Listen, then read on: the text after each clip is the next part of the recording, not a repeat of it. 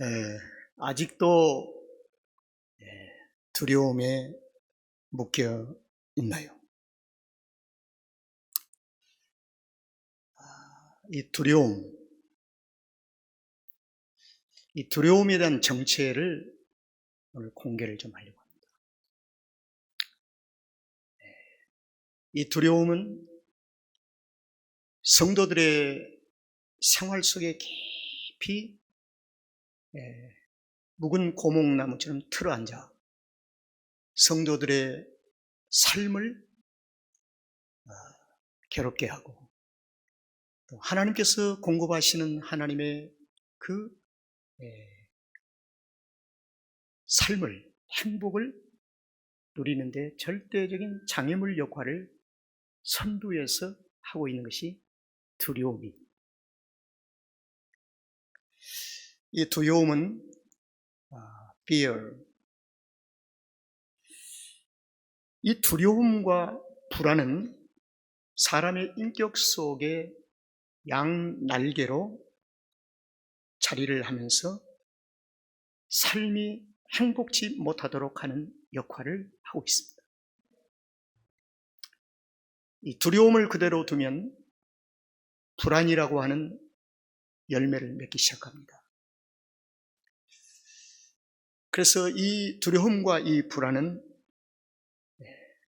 모든 사람의 인격 속에 자리를 해요. 그런데 그리스도인들의 인격 속에 이 양날개가 활동하면 이것과 부단한 영적인 싸움을 그리스도인들은 해야만 합니다. 그 싸움을 해야 할 이유는 내 안에 계신 성령님께서 싸움을 하고 계시기 때문입니다. 그러나 성경은 이 부분에 대해서 이 두려움에 대한 정체를 낱낱이 고발을 하고 있어요. 이스라엘은 430년 애굽에서 두려움에 묶여 있었습니다. 주인과 노예 관계. 그래서 이 노예는 늘 주인에 의해서 학대를 당하고 생활이 조화를 못 이루고 언제든지 공격을 당하고 언제든지 빼앗기고, 그래서 이 430년 동안 이스라엘은 두려움에 대한 것에 길들여져 버리고 말았습니다. 그래서 두려움이 없는 날보다도 두려움 있는 날이 더 많았을 거예요. 아니, 430년 동안 하루도 외 없이 두려움에 묶여 있었습니다.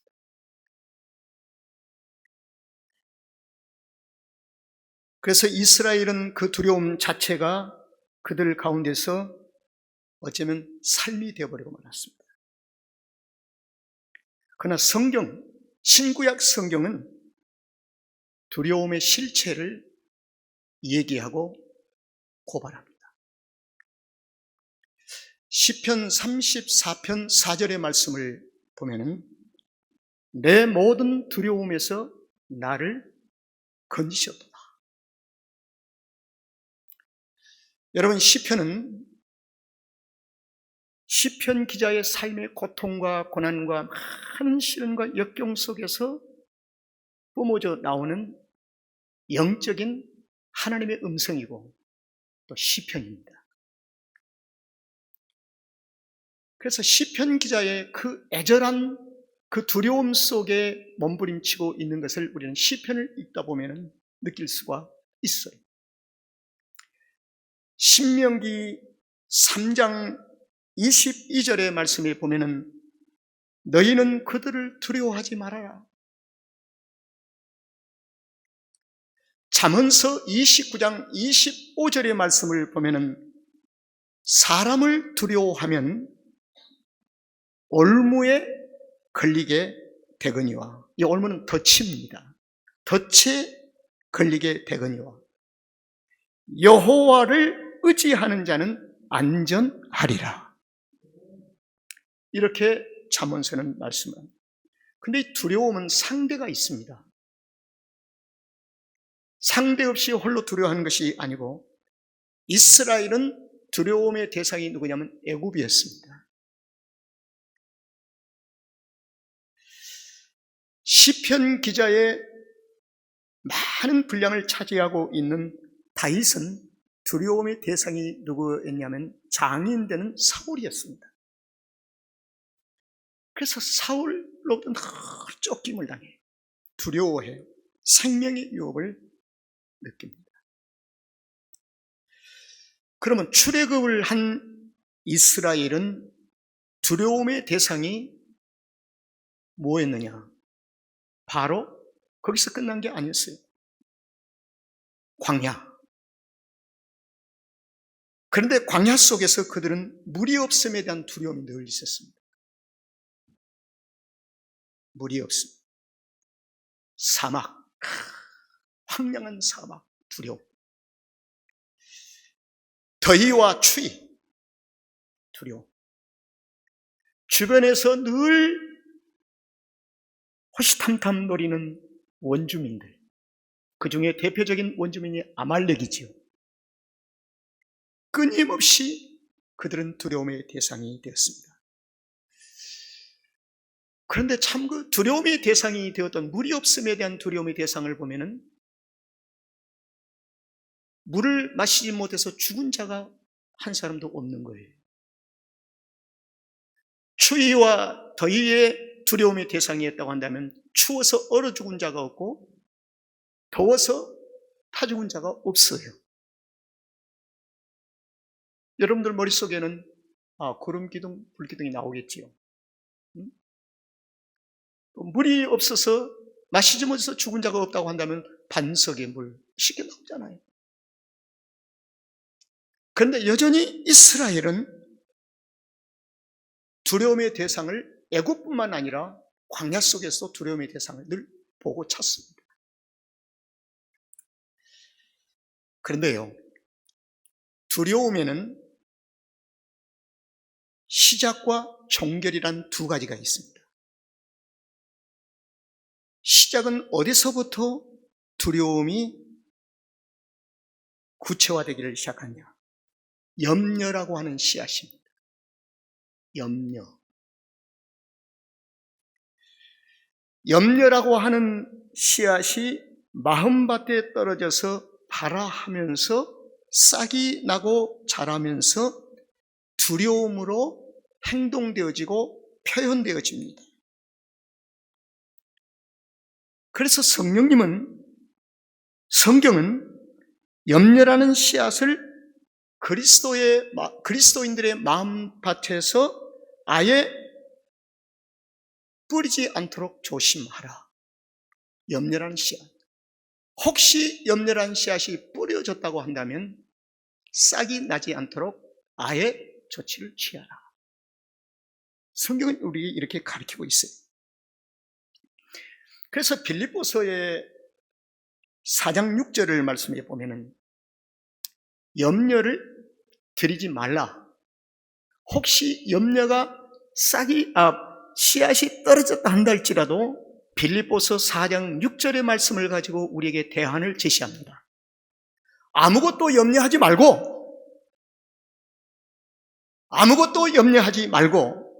오직 모든 일에 기도와 간구로 너희 구할 것을 감사함으로 하나님께 아뢰라. 성경은 아주 경쾌합니다. 아주 분명하게 정리를 해버려요.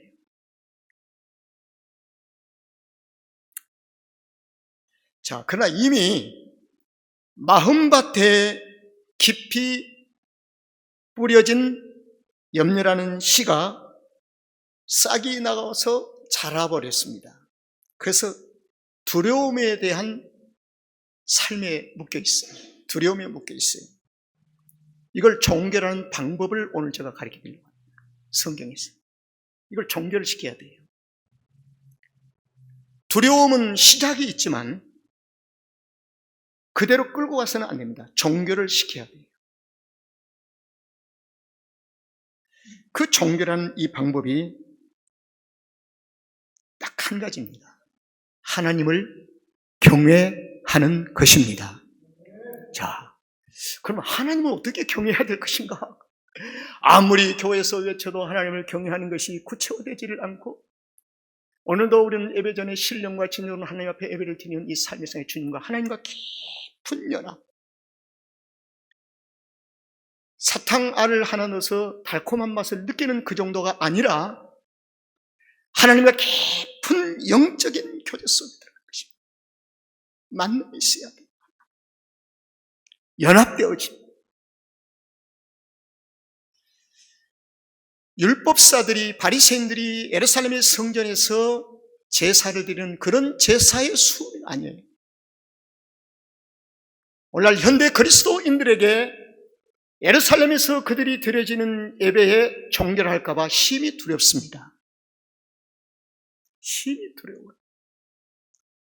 그래서 예배를 생명처럼 여긴다고 하는 이 말이 틀린 말이 아니에요. 나의 드려지는 예배의 삶이 생활이 하나님께 진정한 연합이 드려지지 않는다면 생명이 단절이 된다는 것입니다.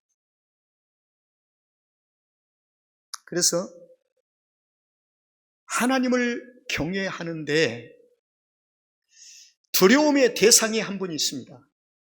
성경은 이렇게 그래. 너희는 하나님, 여호와 하나님을 경외하라. 어떻게? 두렵고 떨리는 마음으로 경외하라. 그럼 하나님이 두려움의 대상인가요? 아닙니다. 그만큼 하나님을 온전히 신뢰하고 우리의 정성을 다해서 하나님을 주목하라.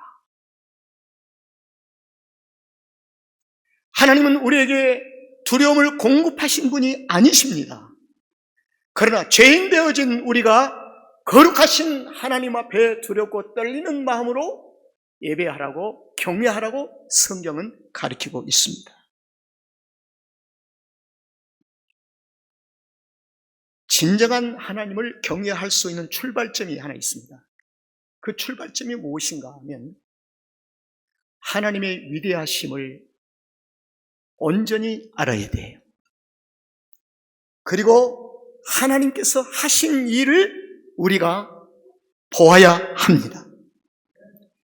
이 두 가지가 되어질 때 하나님을 경외하는 것에 대해서 아주 하나님이 기뻐하시는 예배를 드릴 수가 있습니다. 그러면 하나님의 위대하심과 하나님이 하신 일을 우리가 온전히 보려고 하면 어떻게 볼 수 있을까요? 영의 눈이 열려야 합니다. 영의 눈이 열려야 합니다.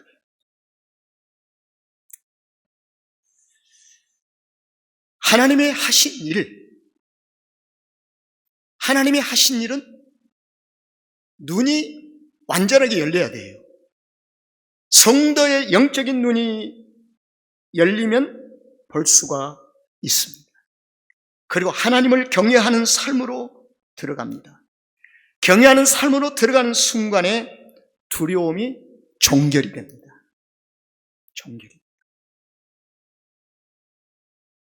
시편 56편 3절의 말씀을 보면은 내가 두려워하는 날에는 내가 주를 의지하리니. 아주 중요해요. 내가 두려워하는 그 시간과 그날에는 유일하게 내가 주를 의지하리니. 주님을 온전히 의지하는 순간에 우리가 두려움에서 구원받는다는 뜻입니다. 여호수아서 1장 9절의 말씀에 보니까 강하고 담대하라, 두려워하지 말라. 하나님께서 누구에게요? 여호수아에게. 근데 이 말씀이 잠시 후에 왜 이 말씀을 하고 계신지를 이해하는 말씀이 나올 겁니다. 출애굽기 17장에서 보면 이스라엘 백성들이 출애굽을 해서 홍해를 건넌 후에 광야 르비딤이라고 하는 곳에서 이스라엘과 아말렉이 처음으로 원주민들과 맞붙게 싸움이 있습니다. 여기에서 우리는 하나님의 경외의 시작과 출발과 본질을 우리에게 가르치시고자 하는 하나님의 깊은 의도가 있습니다. 자, 무엇이냐면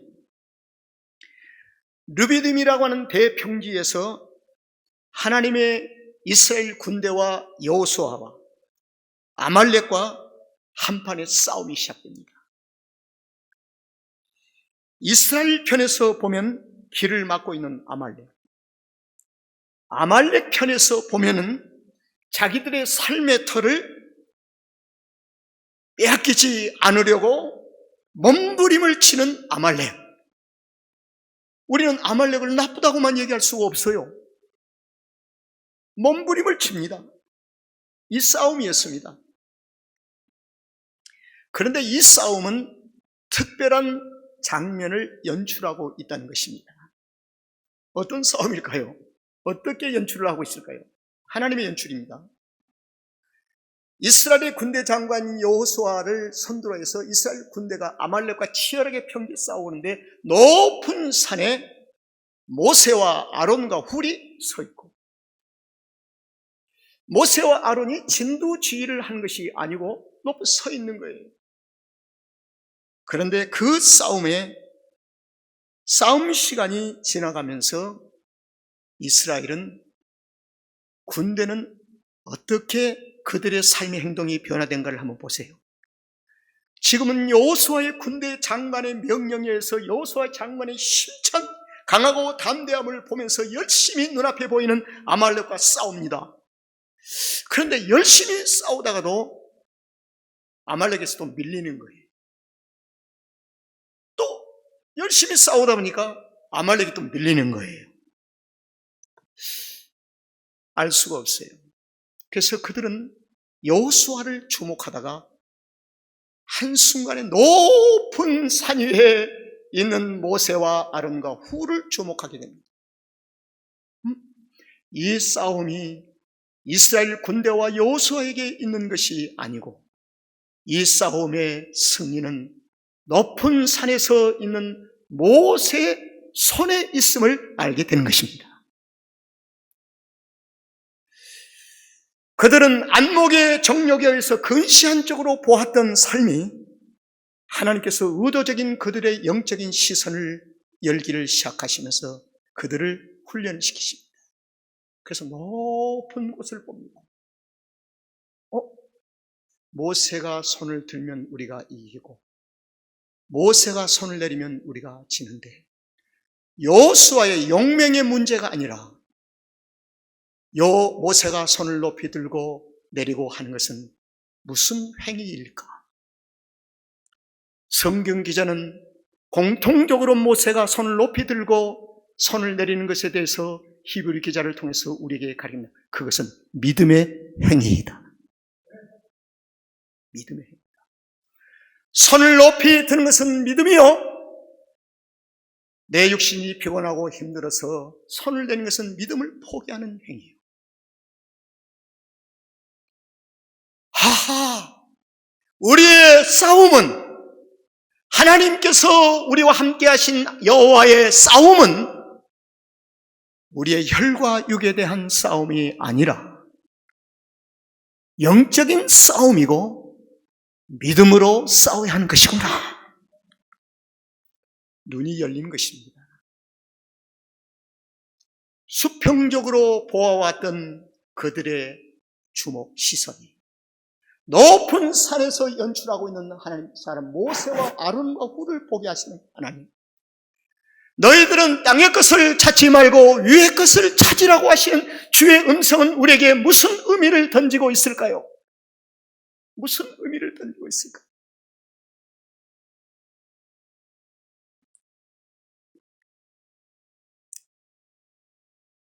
하나님을 경외하는 것은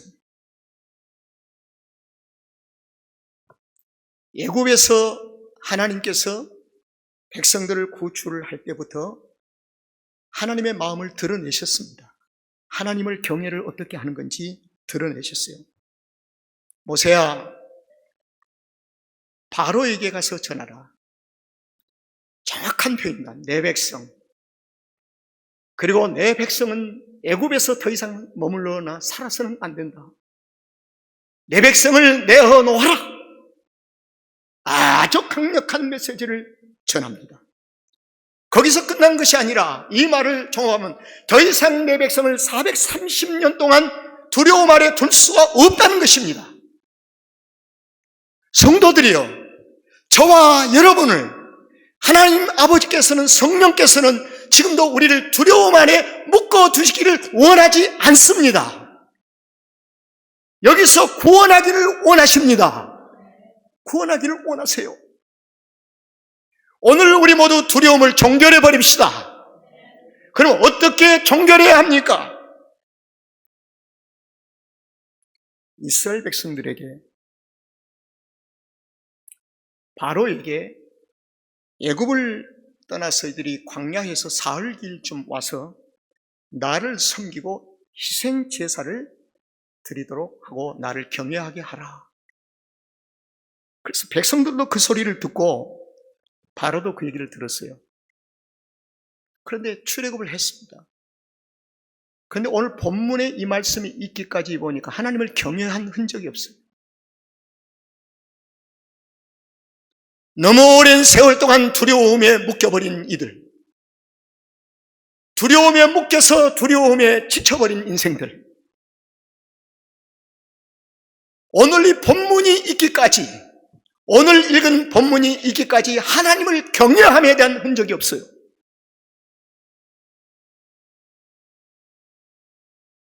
하나님을 경외해 보셨습니까? 이 질문을 던지면 새삼스러운 질문이라고 여러분들 다시 저에게 얘기하지 마세요. 제가 묻는 의도를 아신다면 하나님을 정말 경외해 보셨습니까?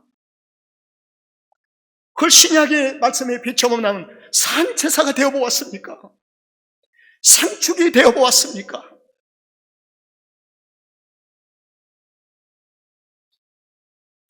구원은 받았지만 주변의 염려를 담고 사는 그리스도인들을 보신 적이 있습니까? 구원은 받았는데 내 염려도 다푹 채우고 그저 미주알 고절 이웃의 염려를 갖다 담고 있어요. 위로하고 격려한 것이 아니라 같이 한숨 쉬며 같이 그냥 염려하고 난리 법석을. 성도는 이웃의 염려가 오면 경쾌하게 그리스도인의 삶을, 비전을 제시해야 합니다. 그런데 많은 그리스도인들이 이웃의 염려를 들으면 같이 염려를 담고 같이 나눠가지고 야단법석을 떨어요. 그러니까 염려에서 해방이 될 수가 없는 거예요. 자유함을 누리지를 못하는 거예요.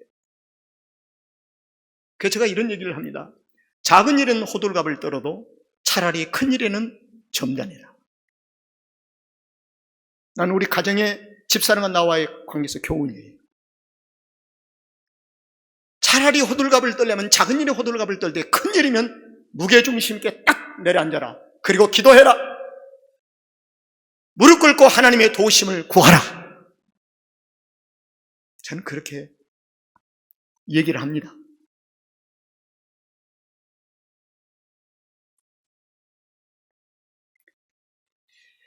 이스라엘이 출애굽을 했지만 하나님을 경외하는 참모습을 볼 수가 없습니다. 오늘 본문 말씀 속에서 하나님을 경외함을 볼 수가 있는데 이 경외함이 있기까지 아주 중요한 설교의 초점이 있습니다. 자, 30절 한번 띄워보세요. 30절, 31절에서 아주 하나님을 경외하는데 중요한 동사형 단어가 나옵니다. 그날에 여호와께서 이같이 이스라엘을 애굽 사람의 손에서 구원하심에 이스라엘이 바닷가의 애굽 사람의 시체를 동사형 뭐요? 보았더라. 보았더라. 여기서 끝나지를 않고요. 31절을 봅니다. 이스라엘이 여호와께서 애굽 사람에게 베푸신 무슨 일이에요? 큰 일을 어떻게 해요? 보았으므로 백성이 여호와를 경외하더라. 뭐 됐으므로요? 보았으므로.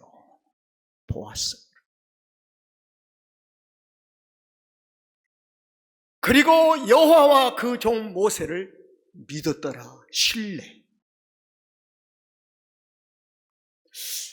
아주 중요한 동사형 단어가 나왔습니다. 보았다는 것입니다. 볼 수 있는 것은 매우 중요합니다. 보는 것은 매우 중요합니다. 육신의 눈은 두려움을 보지만 영의 눈은 하나님의 하신 일을 보게 되어 있습니다. 하나님의 하신 일. 그래서 성도는 육신의 눈으로 살지 말고 영의 눈으로 살아야 합니다. 영의 눈으로 결정하고 영의 눈으로 본대로 행하고 영의 눈으로 우리의 삶의 길을 가는 것이 생명의 길을 가는 것입니다.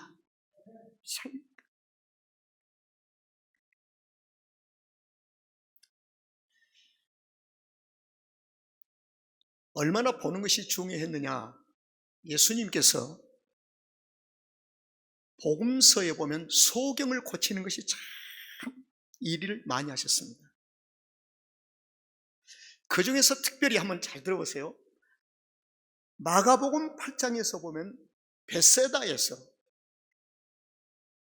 예수님이 데려온 소경을 안수하십니다. 안수했어요. 벳세다에서. 그 안수를 하시고 난 후에 예수님이 묻습니다. 무엇이 보이느냐? 그렇게 물으니까 그 소경이 예수님, 보이기는 보이는데 사람들이 통나무처럼 그런 희미하게 보입니다. 그래, 예수님이 다시 안수를 하시매. 다시 안수를 하시니까 성경이 만물을 밝히 보게 되었더라. 아하, 눈이 한순간에 만물을 벌써 열린 것이 아니라 점진적으로 열리는 수가 있구나. 어떤 분은 예수님을 만난 후에 40년 만에 눈이 이제 열린 사람이 있어요. 어떤 사람은 50년 만에 눈이 겨우 사람이 통나무처럼 걸어다닌 것처럼 보이는 사람도 있어요. 하나님의 경외는 하나님의 하신 일을 온전히 볼 때 하나님을 경외할 수가 있습니다. 이건 참 경외를 할 수 있다는 것입니다. 여러분, 그런데 예수님께서 소경들을 고치시고 난 후에 그들의 눈들이 다 열렸어요. 이 부분이 없었다면, 소경을 고치시고 난 후에 마지막 그 부분이 없었다면 어떻게 됐을까? 그 마지막 부분이 공통적인 그 얘기가 있습니다. 예수님을 쫓았더라. 예수님을 쫓는 자는 눈이 열렸기 때문에 주님을 쫓는 것입니다. 예수님을 쫓는 것은 우리의 영적인 눈이 열렸기 때문에 그분을 쫓는 것입니다. 주님의 제자가 눈이 열리지 아니고 어떻게 주님을 쫓겠습니까? 주님의 최종적인 목적은 무엇인가? 우리에게 구원을 주시고 나를 따르라. 그래서 우리가 주님을 따라가는 것입니다. 이게 생명의 길이에요. 생명의 길. 생명의 길을 가는 것입니다. 자, 두려움을 정결할 수 있는 길, 정결해야 합니다. 그러기 위해서는 보아야 합니다. 볼 수 있는 것은 어떻게 볼 수 있을까요? 하나님의 은혜로 성령님의 강한 은혜 역사 속에 내 눈이 열려야 합니다. 그래서 바울은 자기의 눈에서 비닐이 벗겨졌다는 표현을 쓰는 이유는 무엇일까요? 그동안 율법을 지키고 안식일을 지키고 613개의 거룩한 삶을 살려고 몸부림치며 살았지만은 눈이 가려워진 상태였습니다. 눈이 열리는 것은 율법이 아니라 하나님의 은혜입니다. 성령의 특별한 은혜입니다. 성령께서 열어주셔야 하는 것입니다. 그래서 성령이여 나의 눈을 열어 주시옵소서 이렇게 기도하는 것입니다. 말씀을 종결하겠습니다. 여호와의 큰 일을 보았으므로 백성이 여호와를 경외하고, 이 경외는요, 출애굽기 15장에 그들이 노래하는 것을 보면요, 미리암의 노래, 모세의 노래를 한번 이번 주에 가서 읽어보세요. 얼마나 구구절절 여호와를 높이고 찬양하는지. 출애굽기 15장은 하나님의 위대하심을 찬양하는 노래입니다. 하나님의 위대하심을 보고 하나님이 하신 일을 보고 부르는 이 노래를 한번 생각해보면 15장에서 눈물을 흘릴 수밖에 없어요. 저는 15장을 읽었습니다. 그런데 너무 감동적이에요. 눈이 열린 사람이 부르는 찬양이 바로 이거구나.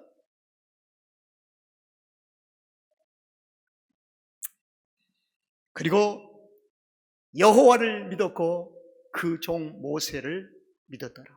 이 말은 하나님과 신뢰 관계가 회복이 되었다는 것입니다. 말씀을 마칩니다.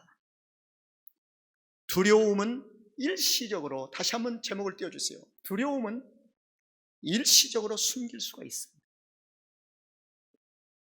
숨기고 두려우지 않은 척할 수 있습니다. 사람의 감정, 그리고 좋은 일이 일어나고 눈앞에 보이는 문제가 해결이 되면 두려움이 없는 것처럼 합니다. 그러나 잠시 후에 또 두려움이 들어옵니다.